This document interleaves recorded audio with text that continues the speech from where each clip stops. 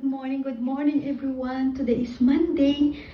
At today ay aalis na yung anak ko. Aalis na siya sa akin.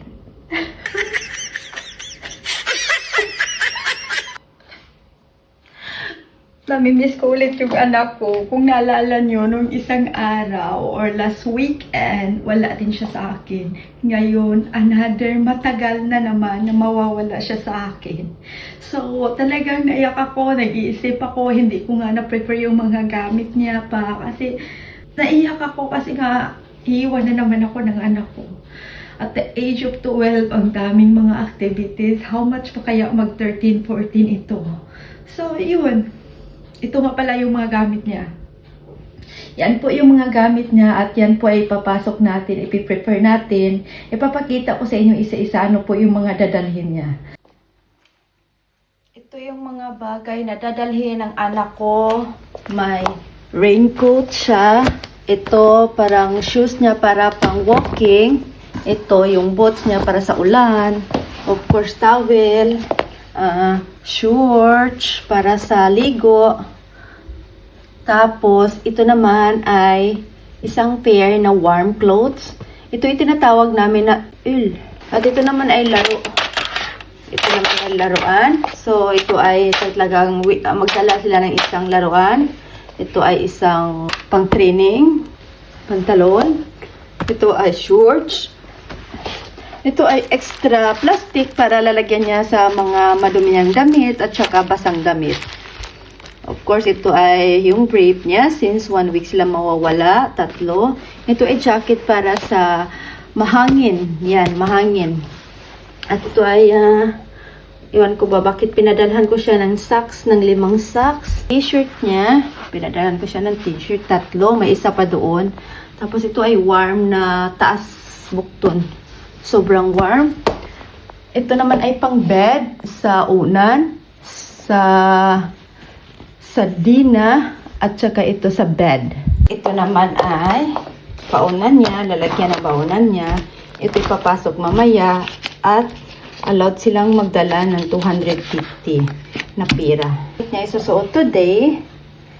Yan, ito yung brief niya. Yung medyas.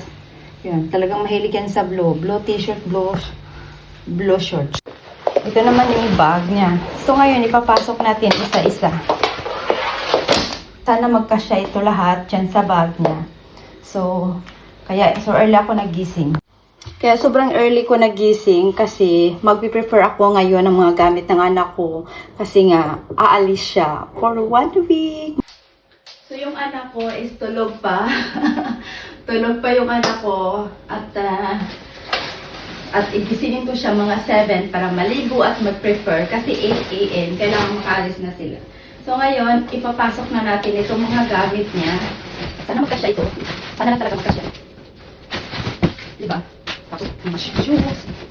Ay naku, di pa alam kung paano ilagay. Hindi ko talaga alam kung paano ilagay. Ito na siguro, jacket. Ano ito? Unahin, para hindi kasakit sa likod niya. If ever dadalhin niya ito mamaya. Yan. So, yung brief niya. Sana talaga magkasya talaga ito. Kung may kulay, paano na lang talaga ba't hindi magkasya? Yung pantalon.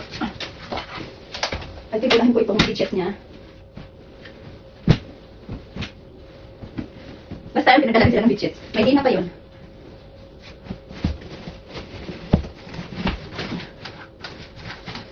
Sana lang talaga magkasya ito.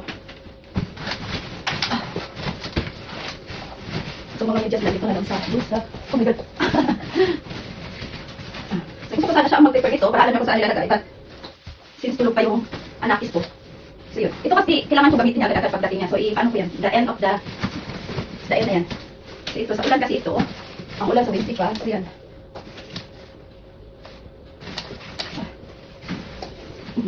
So ito talaga lahat. Talagang so may isang pantalon. Maglagay pa ko isang pantalon niya at isang short at t-shirt. Baka hindi magkasya. So ito. Ito ano niya, parang hindi ko niya nagagalang dito siguro. Naku, parang hindi talaga magkasya.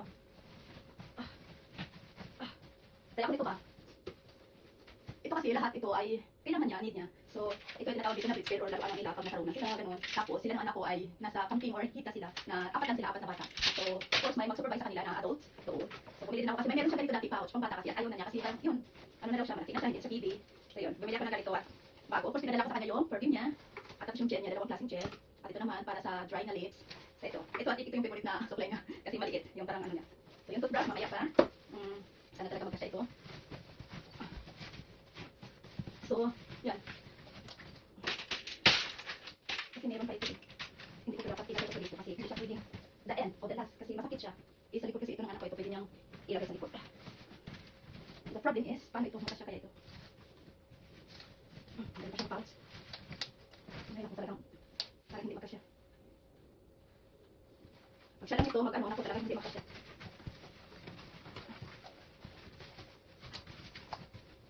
Magkasya pa ako, pero pag siya na lang ay hindi ito magkasya.